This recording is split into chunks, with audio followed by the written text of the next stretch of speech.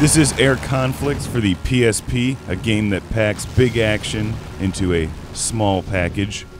And it's always fun recording when I have a cold. I sound twice as deep. I could play the bad guy in a science fiction film. I'm not your father. I just play one on TV. I really dig action flight games, and I'm more familiar with a couple other titles like Blazing Angels 2 and HAWX in particular. If you enjoy those kind of arcade flight action games, you'll like this one. If you have a PSP and you're looking for something with airplanes and explosions on the system, this game certainly delivers that.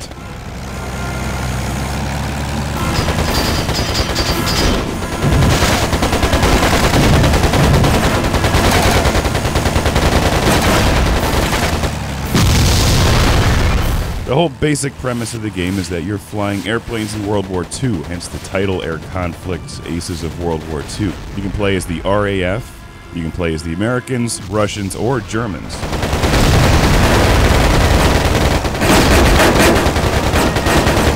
So it's kind of cool that they give you the ability to play numerous different sides. They'll have all different kinds of airplanes, although I really didn't notice much difference between the different handling characteristics in the fighters. They're all modeled quite well for the PSP, and it is really cool to see them on screen, especially the B-17. I thought that was really cool.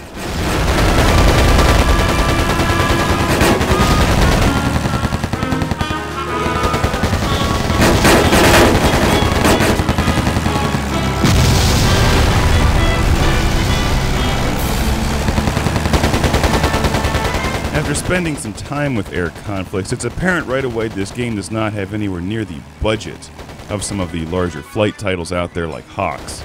And it's also on the PSP, so don't expect the graphics powerhouse that you'd see on the PlayStation 3 or the Xbox 360.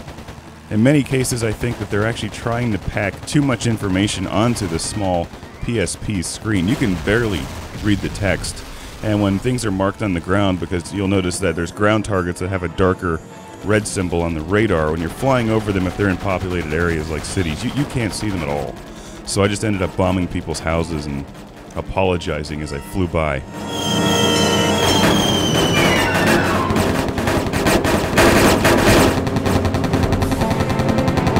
The targeting system is also a bit strange. I'm used to seeing a bit more detail on my heads-up display regarding altitude and how far away things are. You don't get that here. You get used to it. You can see them on the radar on the left side of the screen, which works out pretty well. And the targeting circle in the middle of the screen turns red when you're locked onto a target to fire. But I found that in general, I always had to shoot over things to hit them.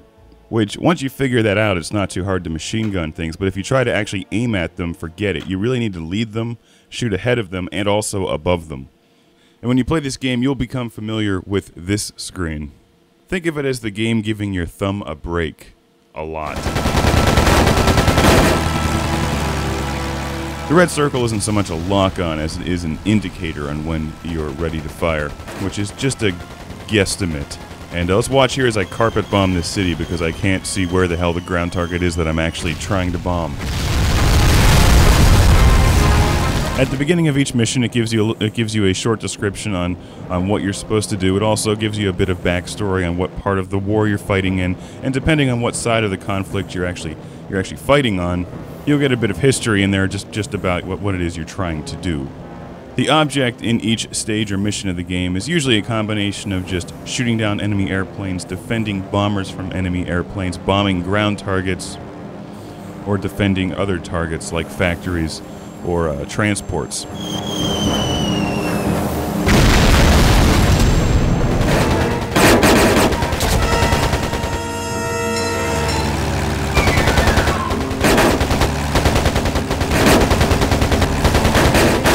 You're not playing a single character through a storyline like you are in some other games.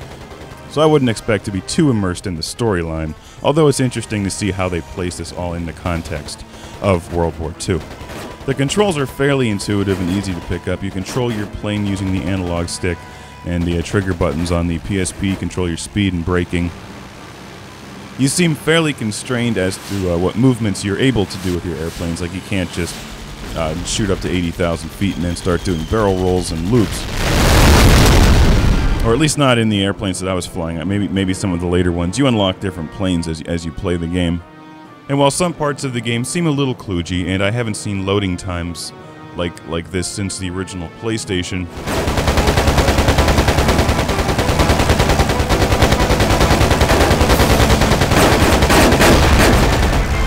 They've done a great job producing this game for a small portable game system like the PSP, because this is probably a very challenging style of game to bring to a portable console.